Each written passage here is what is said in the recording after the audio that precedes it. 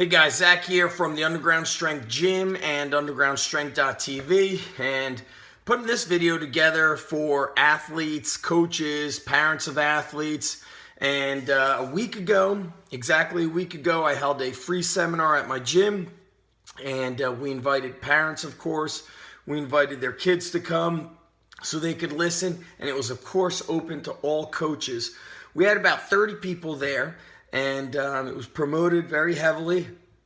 One high school sport coach showed up out of the 30 or so people that attended, which shows you who wants to learn, who doesn't want to learn.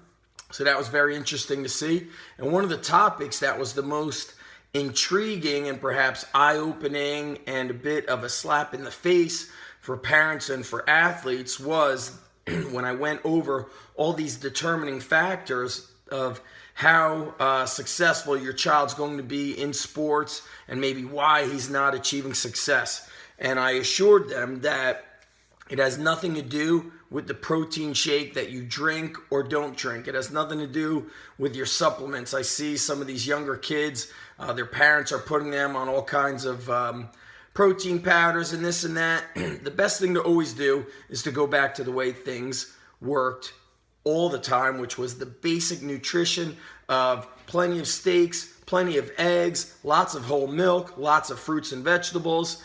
And those are the things that are much more important than some of the protein powders out there. Many of those protein powders are loaded with a lot of herbs to spike energy levels, niacin, all kinds of B vitamins.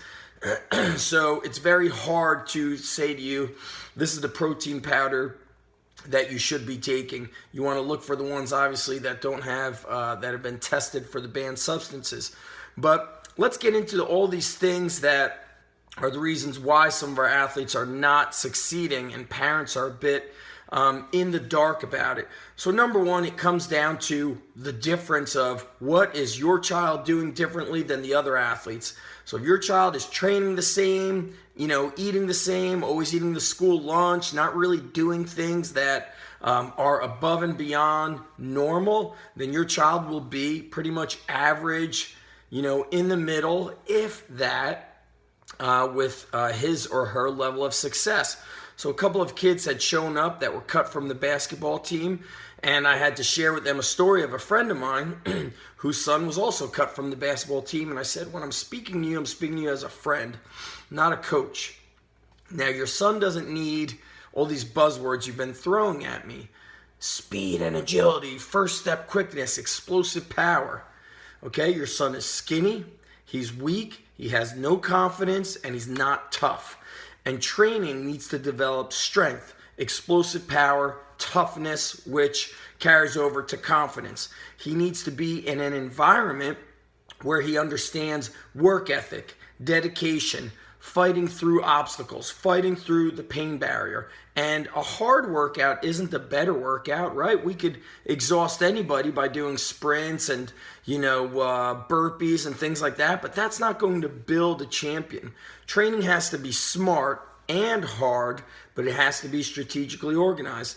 So the environment is critical. What kind of coach does your child have? Not all coaches care. We had a conversation recently about this big battle between public schools and private schools are hurting the public schools. Well, what's happening is parents are realizing that many schools have teachers and coaches that don't care, that don't put in the effort, that don't put in the energy, that don't show that they're trying to help those kids. And myself, like any other parent, we want our kids to be surrounded by highly motivated, high-functioning people. We don't want to be stuck in the average. I remember a parent telling me, he goes, I hate it. I pick up my kid from wrestling practice every day, and he's not even sweating. How is he not sweating? He's been there for 2.5 hours. I have to take him now to a wrestling club when I would love to just have him do at least 1 week of strength work with you guys. But I can't because even in wrestling practice, he's not getting a hard workout. Well, coaches have to be able to challenge these kids, and they've got to be able to do it in ways where all these kids are progressing and getting better, where we're not just focusing on maybe the top kids or just the bottom kids. Some of the other things that are really critical are the decisions and their overall lifestyle. So every time a kid shows up late, skips a workout, sleeps late in the morning and misses breakfast, buys the school lunch instead of packing a strong, healthy lunch, starving himself and skipping meals versus eating healthy and eating regularly throughout the day, all of these factors start adding up. Or if we want to look at it the other way, you're starting with a perfect grade and then it's subtracting from your perfect grade. Skipping a workout, subtract. Not being dedicated and kind of being sporadic with your dedication or lack of dedication, subtraction. Poor attitude, subtraction. Hanging out with friends that tell you that you're crazy to go out there and work so hard. Why do you have to work that hard? Dude, just come out with us tonight. Just drink a little bit, smoke a little bit. All those things subtract against the athletes. Athletes need an environment where they're basically shaped. Very much the way a military shapes each class, and depending on what unit they go into, the tougher the unit, they break them down more and more to build them up and shape them into warriors. So if a child is at a school and he doesn't make the varsity team and that athlete says to me, "Coach ripped me off." No. Nobody ripped you off. You get what you earn. Granted, there are some coaches out there that don't have the best decision making, but we all get what we earn. So if an athlete is not starting, I could look at many things. Is your skill level above and beyond what's required? What about your strength, your toughness, your speed, your overall physical performance abilities? What about, are you a leader? Do you focus on just yourself, or are you inspiring and motivating others around you and always making the practice and the games and the competitions better because you are there?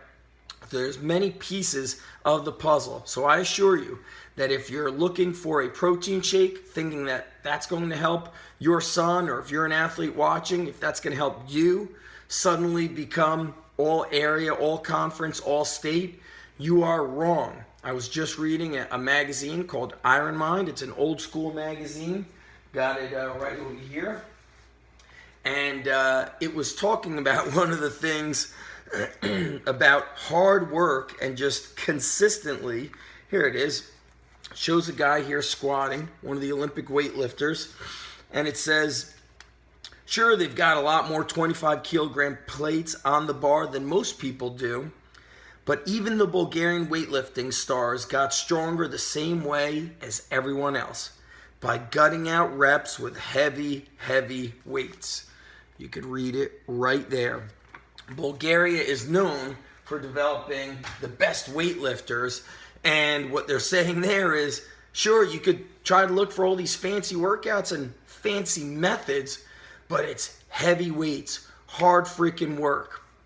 Some coaches think that if I could just get my guys to work hard, well, if the technique's not dialed in, if the programming's not dialed in, if it's not smart work and it has crappy technique, then hard is hard. It's not going to develop an athlete into going or allowing them to go to that next level.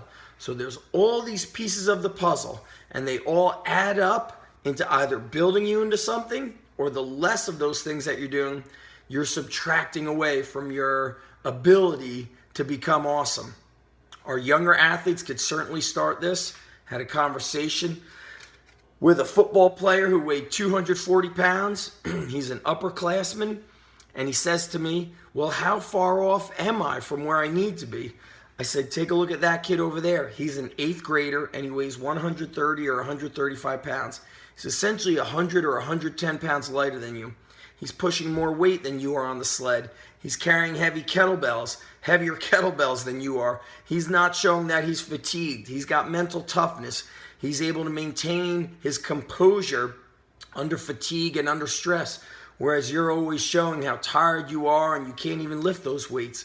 So what does it show? A smart, dialed-in approach with these younger athletes creates an athlete who exceeds the strength of an athlete 3-4 years older, 100 pounds heavier, Training smart is the ticket, and getting it in early and not making excuses. The athlete who doesn't train in season, boom, let's slash away a big chunk of that 100% grade. Now we're looking at 70%. All the little things will add up in either a good way or a bad way. The choice is yours. The determining factor of success will never come down to the protein shake that you drink or don't drink. It is not that. It is a process. It is a longer process, and even longer than it once used to be several years ago, 3, 4, 5 years ago, when athletes were more fit, were more active, and less, influenced by the technology era, where they're just making more and more excuses and getting sidetracked when you need to be focused. The simple life, the hard training, the hard life, the strong life is the better life for these athletes. It's what they need, and they need our help as coaches, as parents, as people of influence to guide them. Because these young kids, they don't know what they don't know. Meaning, when they're stuck training amongst other half-assers, or they're in a weight room and everybody in the weight room is text messaging and taking selfies and bullshitting and spending 5 minutes between sets, they think that that's the right thing to do until they experience something better. Kids don't know what they don't know, and it's our job as coaches to make it awesome. This private school versus public school debate, I don't really know what to say, except if you're a public school coach, this was another thing that came about, and I know I'm ranting going on, but I said, listen, I don't think parents really know what's going on and how much opportunity is given. I've emailed countless public school coaches, and I'd say that out of every 30, maybe one will reply, and maybe 1 out of 40 will find a way to build a relationship and follow through. Maybe. I've contacted recreation departments where they say, we're not sure we could promote what you're doing and work with you because somebody on the town council owns a gym. And I say, well, I'm not interested in the politics. I'm interested in what's best for the kids. If you guys are interested in political correctness and not what's better for the kids, then I don't want to work with you guys anyway. Now, the private schools, I'm going to piggyback off of what I just said. Why do all these kids go to private schools? Because parents are sick and tired of trying to get the local coaches, and not all of them, but many of them are clock punchers. They're not doing the work. So having a great coach, wherever you are, private or public school, who raises the standards and raises the bar and pushes for the relentless, to be relentless and to pursue excellence, that is what builds great teams. From the top down, no such thing as a bad team, just bad leaders. The kids don't know what they don't know. So until that coach starts building and teaching excellence and pushing for everybody else to do it, and parents stop complaining about coaches who worked my son too hard, then we won't be worrying about protein shakes and all this other bullshit. We will get back to the fundamentals of dedication, hard work, consistency, and trusting the coaches. The coaches also have a responsibility on their own shoulders to be great, because good enough is not good for these kids. The pain of regret is too much. And if you're a coach who's happy with good enough, that's what you learned from one of your coaches, or you're just delusional. And unfortunately, that's the way of the world. It doesn't matter about these protein shakes. It's the whole lifestyle. Our most successful athletes are not the ones that were the most gifted skill-wise. They were just the most consistent and the most dedicated, and they lived the lifestyle, and they had the support systems in all areas, from parents to their high school coaches to club coaches to all this private stuff that they were doing on their own in addition to. Opportunity is everywhere for people to get better. It's up to you to take it.